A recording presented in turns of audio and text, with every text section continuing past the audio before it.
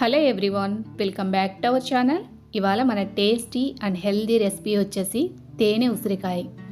రాసి ఉసిరికాయ, పెద్ద ఉసిరికాయ అంటారు కదా, దీన్ని తేనెలో ఊరేసి మనకి మార్కెట్లో అమ్ముతూ ఉంటారు. కానీ నిజానికి అది తేనె కాదు, షుగర్ని క్యారమిల్ చేసి దాంట్లో వేసి అమ్ముతూ ఉంటారు. మన హెల్త్కి కూడా అస్సలు మంచిది కాదు. కానీ మన ఇంట్లో మనమే దీన్ని ఈజీగా ప్రిపేర్ చేయొచ్చు. అయితే దీంట్లో ఈరోజు మనం తేనెని కానీ, పంచదారని కానీ, బెల్లాన్ని కానీ ఏది వాడకుండా తేనె ఉసిరికాయని ఎలా ప్రిపేర్ చేసుకోవాలో చూద్దాం. చిన్నపిల్లలు సైతం హ్యాపీగా తినొచ్చండి. అయితే రెసిపీలోకి వెళ్ళే ముందు మన ఛానల్ని ఫస్ట్ టైం చూస్తున్నట్టయితే కనుక మన ఛానల్ని సబ్స్క్రైబ్ చేసుకొని పక్కనే ఉన్న బెల్ ఐకాన్ని క్లిక్ చేయండి. లేట్ చేయకుండా రెసిపీని అయితే చూద్దాము. ముందుగా తేనె ఉసిరికాయని రెడీ చేసుకోవడానికి నేను ఇక్కడ 1/2 కేజీ రాసి ఉసిరికాయలని తీసుకున్నాను. ఈ సీజన్లో దొరికే రాసి ఉసిరికాయని కార్తీక మాసంలో తీసుకోవడం వల్ల హెల్త్కి చాలా మంచిది. ఈ ఉసిరికాయతో ఈరోజు మనం ప్రిపేర్ చేసుకున్న రెసిపీని స్టోర్ చేసి చక్కగా ఎప్పుడు కావాలి అంటే అప్పుడు ఒక్క ఉసిరికాయని తీసుకుని తింటే మన ఆరోగ్యానికి చాలా మంచిది. ఉసిరికాయల్ని ఫస్ట్ శుభ్రంగా కడిగేసి తడేమి లేకుండా శుభ్రంగా తుడిచేసుకోండి. ఏమాత్రం తడి ఉన్నా కానీ ఈ రెసిపీ మనం చేసుకున్న తర్వాత స్టోర్ చేసాక త్వరగా పాడైపోతుంది. తడి లేకుండా ఫస్ట్ నీళ్ళతోటి కడిగేసుకొని తర్వాత పొడి బట్టతోటి కానీ లేకపోతే ఇలా టిష్యూతో కానీ శుభ్రంగా తుడిచేసి మరలా ఒకసారి ఫ్యాన్ కింద ఒక పావు గంటన్న అరగంటన్న పెట్టాము అంటే ఎక్స్ట్రా ఎక్కడన్నా తడి ఉంది అంటే ఆరిపోతుంది. ఎండలో పెట్టకూడదు, నీడని మాత్రమే ఆరనివ్వాలి. రాసి ఉసిరికాయ తినడం వల్ల ఎన్ని ఆరోగ్య ప్రయోజనాలు ఉన్నాయో మీరు గూగుల్ చేసినట్టయితే దీని బెనిఫిట్స్ ఏంటి అనేది మీకు తెలుస్తుంది. ఉసిరికాయల్ని తడేమి లేకుండా ఇవ్వండి ఈ విధంగా శుభ్రంగా తుడిచేసుకోవాలి. ఒకవేళ మీకు ఎక్కడన్నా తడి ఉంటుంది అని అనిపిస్తే ఒక అరగంట పాటు ఫ్యాన్ కింద ఆరబెడితే సరిపోతుంది. ఇప్పుడు స్టవ్ ఆన్ చేసి ఇడ్లీ కుక్కర్ని కానీ స్టీమర్ని కానీ పెట్టుకుని అందులోకి నీళ్లు పోసి ఇలా చిల్లుల గిన్నె కానీ చిల్లుల ప్లేట్ కానీ ఏదైనా ఉంటే, లేదు అంటే ఇడ్లీ పాత్రలోనైనా కూడా మనం స్టీమ్ చేసుకోవచ్చు. ఆవిరితో ఉసిరికాయని ఉడకనివ్వాలి. ఏ గిన్నె అయినా పెట్టొచ్చు. ఇంకెక్కడ చూసారు కదా, చిల్లుల గిన్నె పెట్టిన తర్వాత మూత పెట్టి వదిలేసాను. అరగంట తర్వాత ఫ్యాన్ కింద ఆరబెట్టాను. ఇప్పుడు వీటన్నిటినీ కూడా ఎసరు తెల్ల కాగుతూ ఆవిరి వస్తూ ఉన్నప్పుడు మనము ఇడ్లీ కుక్కర్లో కానీ స్టీమర్లో కానీ దీన్ని పెట్టి ఒక 10 నిమిషాల పాటు ఉసిరికాయని ఉడకనివ్వాలి. 10 నిమిషాల కన్నా ఎక్కువసేపు ఉడికే అవసరం ఉండదు. 10 నిమిషాలకే మనకి ఈ ఉసిరికాయలు అనేవి మెత్తబడిపోతాయి. మరీ ఎక్కువ సాఫ్ట్గా కుక్ అయిపోయినా కానీ ఈ రెసిపీకి అంత బాగోదు అనే విషయాన్ని గమనించాలి. చూసారు కదా, ఉసిరికాయలని ఈ విధంగా వేసిన తర్వాత మూత పెట్టేసి ఒక 10 మినిట్స్ పాటు మీడియం ఫ్లేమ్ మీద ఉడకనివ్వండి. ఒక 10 మినిట్స్ తర్వాత చూసినట్టయితే ఈ విధంగా మనకి ఉసిరికాయలు కలర్ చేంజ్ అయ్యి ఉంటాయి, అలాగే సాఫ్ట్గా కూడా అయి ఉంటాయి. అలాగే మనం ఇలా ఫోర్క్ కానీ నైఫ్ కానీ తీసుకొని ఇలా గుచ్చినప్పుడు సాఫ్ట్గా మనకి ఆ ఫోర్క్లోకి వచ్చేసేయాలి. ఈ విధంగా ఉండాలి. ఇంతకు మించి ఎక్కువసేపు ఉడకబెట్టకండి. మరీ మెత్తగా అయిపోయినా ముక్కలుగా విడిలిపోతుంది ఉసిరికాయ. మనకి కాయ పలంగా ఉండాలి అంటే కనుక 10 నిమిషాలు మాత్రమే ఈ ఉసిరికాయను ఉడకనివ్వాలి. వీటన్నిటిని కూడా ఇప్పుడు స్టవ్ ఆఫ్ చేసేసి పక్కకు పెట్టేసేయండి. ఇప్పుడు ఉసిరికాయలు ఎంతైతే తీసుకున్నామో అంతవరకు పటికి బెల్లాన్ని తీసుకోండి. పటికి బెల్లం అంటే మీకు అందరికీ తెలిసిందే కదా, చంటి పిల్లలకి పాలల్లో కూడా పటికి బెల్లాన్ని వేస్తూ ఉంటారు. అంటే మన ఆరోగ్యానికి బెల్లం కన్నా పంచదార కన్నా కూడా పటికి బెల్లం చాలా మంచిది. ఈ పటికి బెల్లాన్ని చిన్న చిన్న ముక్కలుగా ఈ విధంగా కొట్టుకోవాలి. లేదు అంటే మీరు మిక్సీ జార్లో వేసైనా కూడా పొడి చేసుకోవచ్చు. కానీ మిక్సీ జార్లో కూడా అంత పెద్ద పెద్ద ముక్కలుగా వేసి మిక్సీ పట్టినా కూడా బ్లేడ్లు అనేవి పాడైపోతాయి. అందుకని ఈ విధంగా పచ్చడి దంచుకునే బండ ఉంటుంది కదా, దాంతో చిన్న ముక్కలుగా కొట్టాను. ఇప్పుడు వీటన్నిటినీ కూడా ఒక గిన్నెలోకి వేసుకొని దీంట్లోనే ఒక 3/4 గ్లాస్ వరకు నీళ్ళని పోసుకోండి. చిన్న టీ గ్లాస్ ఉంటుంది కదా, దాంతో ఒక 3/4 గ్లాస్ వరకు నీళ్ళని పోసుకోండి.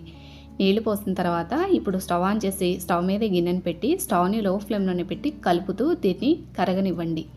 ఇలా కరగడం స్టార్ట్ అవుతుంది అనుకున్న తర్వాత మనం ముందుగా ఉడకపెట్టిన ఉసిరికాయలు ఉన్నాయి కదా, ఆ ఉసిరికాయలని ఇందులోకి మొత్తం వేసేసుకోండి. ఉసిరికాయలని వేసిన దగ్గర నుంచి ఇంకా స్టవ్ని మాత్రం లో టు మీడియం ఫ్లేమ్ మీద పెట్టే ఉడకనివ్వాలి. హై ఫ్లేమ్ మాత్రం అస్సలు పెట్టొద్దు. ఎందుకంటే పటికి బెల్లం పూర్తిగా కరిగిన తర్వాతనే మనకి హనీ కలర్ వచ్చేంత వరకు కూడా స్టవ్ని లో ఫ్లేమ్లోనే ఉంచాలి. చూసారు కదా, ఈ విధంగా ఉసిరికాయలు వేసాక ఒకసారి కలిపేసి ఇప్పుడు మూత పెట్టి ఒక 5 మినిట్స్ అలానే ఉంచేసేయండి. స్టవ్ని మాత్రం లో ఫ్లేమ్లోనే ఉంచండి. 5 మినిట్స్ తర్వాత చూసినట్టయితే ఈ విధంగా మనకి పాకంలాగా రెడీ అవుతుంది పటికి బెల్లం. ఇప్పుడు స్టవ్ లో ఫ్లేమ్లో పెట్టి ఇక మూత పెట్టకుండా మధ్య మధ్యలో కలుపుకుంటూ ఈ పటికి బెల్లం మొత్తం హనీ కలర్లోకి మారేంత వరకు కూడా కలుపుతూ ఉడకనివ్వండి. మనం స్టవ్ని ఏమాత్రం హై ఫ్లేమ్ పెట్టినా కూడా మనకి ఉసిరికాయలు అనేవి చేదొచ్చేస్తాయి. అంటే మరీ డార్క్ కలర్ రాకూడదు.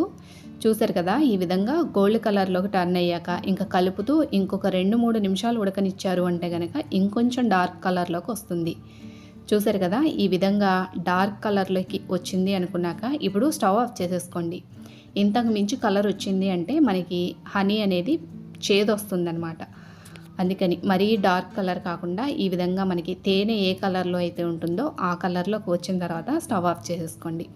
స్టవ్ ఆఫ్ చేసిన తర్వాత ఒక అరచెక్క నిమ్మరసాన్ని వేసుకోండి. ఇలా నిమ్మరసం వేయడం వల్ల టేస్ట్ బాగుంటుంది, అలాగే పాకం అనేది చిక్కబడిపోకుండా ఉంటుంది. నిమ్మరసం వేసాక కంటిన్యూస్గా ఒక 5 మినిట్స్ పాటు అలా కలుపుతూనే ఉండండి. ఎందుకంటే గిన్నె వేడిగా ఉంది కదా, ఒకే చోట వేడి తగిలినా కూడా ఇంకొంచెం కలర్ మారిపోతుంది. అందుకని ఒక 5 మినిట్స్ పాటు అలా కలుపుతూనే ఉండండి. కొద్దిసేపటికి కొంచెం చల్లారింది అనుకున్న తర్వాత మూతని పూర్తిగా కవర్ చేయకుండా కొంచెం గాలి ఆడేట్టుగా ఈ మూతని ఈ విధంగా పెట్టుకోండి. ఇలా పెట్టడం వల్ల ఆవిరి పట్టి ఆ ఆవిరి నీళ్లు లోపల పడకుండా ఉంటాయి. అలాగే ఉసిరికాయ అనేది త్వరగా పాడైపోకుండా ఉంటుంది. దీన్ని పూర్తిగా చల్లారనివ్వండి. ఇలా చల్లారిన తర్వాత చూడండి ఎంత మంచి కలర్లో మనకి తేనె లేకుండానే హనీ ఆమ్లా అనేది రెడీ అయిపోతుంది. చాలా అంటే చాలా బాగుంటుంది. జ్యూసీగా, కొంచెం పుల్లగా, కొంచెం వగరగా, ఉసిరికాయ అంటే ఇష్టపడే వాళ్ళకి ఇది చాలా బాగా నచ్చుతుంది. అలాగే ఎక్కువ రోజులు నిల్వ కూడా ఉంటుంది. మనం ఈ ఉసిరికాయని మార్కెట్ నుంచి కొనుక్కొస్తాము, కానీ వాళ్ళు నిజానికి పంచదార పాకంలోనే ఈ ఉసిరికాయని ఉడకనిస్తారు. అలా కాకుండా ఇంట్లోనే హైజీనిక్గా మన చేతులతో మనమే హనీ ఆమ్లాని రెడీ చేసుకోవచ్చు. చూసారు కదా ఎంత బాగుందో, చాలా అంటే చాలా బాగుంటుంది. తప్పకుండా ట్రై చేయండి. అలాగే మీకు ట్రై చేసాక ఎలా కుదిరింది అనేది వీలైతే కామెంట్ సెక్షన్లో కూడా తప్పకుండా తెలియచేయండి. చూడండి, జస్ట్ ఇలా ప్రెస్ చేసాము అంటే చాలు సాఫ్ట్గా ముక్క అనేది విడిలిపోతుంది. చాలా బాగుంటుంది. అలాగే మనం చంటి పిల్లలకైనా పెద్దవాళ్ళకైనా ఎవరికైనా కూడా హ్యాపీగా పెట్టొచ్చు. ఇందులో బెల్లాన్ని కానీ పంచదారని కానీ వేయలేదు కదా, పిల్లలు కూడా ఎవరైనా కూడా తినొచ్చు దీన్ని. రోజుకి ఒక్క ఉసిరికాయ తిన్నా కూడా మన హెల్త్కి చాలా మంచిది. తప్పకుండా ఈ రెసిపీని చేసి పెట్టుకోండి. ప్రతి ఒక్కరి ఇంట్లో ఈ రెసిపీ తప్పకుండా ఉండాలి. చూడండి ఎంత మంచి కలర్లో వచ్చిందో, జ్యూసీగా భలేగా ఉంది కదా. చూస్తుంటేనే నోరు ఊరిపోతుంది. చేసుకోవడం కూడా చాలా ఈజీ కదా. మార్కెట్లో ఈ సీజన్లో దొరికే ఉసిరికాయలని తీసుకొచ్చుకొని చక్కగా మన చేతులతో మనమే హైజీనిక్గా ప్రిపేర్ చేసుకోవచ్చు. అదండి ఇవాల్టికి రెసిపీ మీ అందరికీ నచ్చింది అనుకుంటాము. నచ్చినట్టయితే తప్పకుండా లైక్ చేయండి. అలాగే మీ ఫ్రెండ్స్ అండ్ ఫ్యామిలీ మెంబర్స్ కూడా ఈ వీడియోని షేర్ చేయండి. అందరికీ ఉపయోగపడే వీడియో కదా.